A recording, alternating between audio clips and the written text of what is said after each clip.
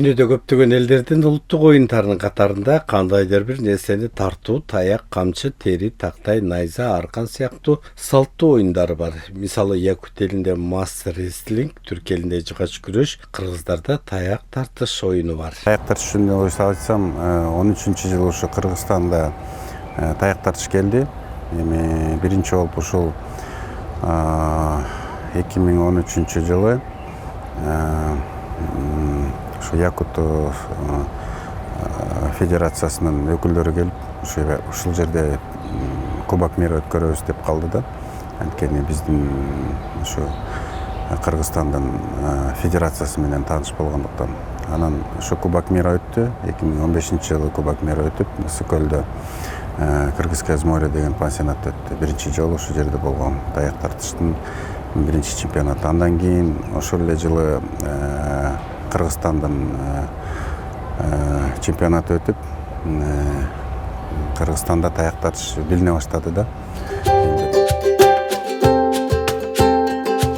Таяк тартыш оюнунда атаандаштар бири-бирине бет маңдай болуп, кырына коюлган тактайга буттарын тиреп, бир таякты экөө эки жагынан эки колдоп кармап отурушат. Спортчу таякты атаандашынын колунан суруп алса, же аны таяк менен кошо өзүн көздөй тарта алса, жеңүүчү болуп саналат. Мен ушу таяк тартышты көргөндө эле өзүм мындай биякта белде иштейт экен, колдо иштейт экен, анан кыргыздардын улуттук оюну деп өзүм көрүп калып телевизордон 15-жылы ошо таяк тартышты келгенде ошо өнүктүрө баштадым да. Негизи кыргыздын оюну деп эле айтса болот, анткени мурун кыргыздар ушу камчы тартышчу экен, терини ошондо ийригенде ошондо тартышчу окшойт. Улуттук оюн болуп ошол үйдө отуруп тартышчу экен да. Анткени биз билебиз да тиги кышкы убакта эмне кылат?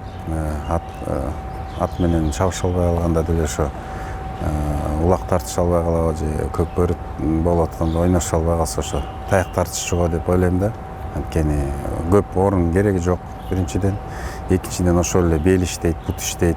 Таяк тартыш оюну Кыргызстанда күн санап өнүгүп жаткан учуру. Кандай гана иш-чара болбосун, бул оюнду өткөрүшөт. Оюн аялдар жана эркектерде бөлүнүп, башка оюндарда эле салмагынан жараша атаандаштар чыгып, көбүнчө күч талап кылынат. Күчтүү эки киши отурганда деле ортодо бир абдан көп күч кетет да. Мисалы 5-6 килограммга чейин ортодогу килограммдар ойноп кетет да. Анткени эки спортчу тең, биринчи орун алам, жеңишке жетишем деп тартышат да. Ошондо эми кызыгуусу да бар. Анан ошондо тартышканда абдан көп күч талап кылынат. Биз деле бирдеме көтөргөндө ушундай күч талап кылабыз го. Биякта да эми кызыгуу менен тартышат да балдар. Ошондо эки эсе көп таяк сынып кеткенге чейин барат кээде. Эрмек Курманалиев таяк тартыш оюну боюнча эл аралык калыс Кыргыз Республикасынын калыстар тобунун башчысы болуп федерацияда эмгектенет. Бул таяк кадимки эле саснадан жасалат. Мурда болсо Кыргызстанда жасап эле ойношсо, азыр эл аралык стандартка байланыштуу атайын таяктар жасалып келет. Таяк тартыштын атайын эрежелери иштелип чыгып, дүйнөлүк көчмөндөр оюндарынын программасына киргизилген. Ошондон тартып таяк тартыш оюну боюнча чемпиондор көп чыгып келет.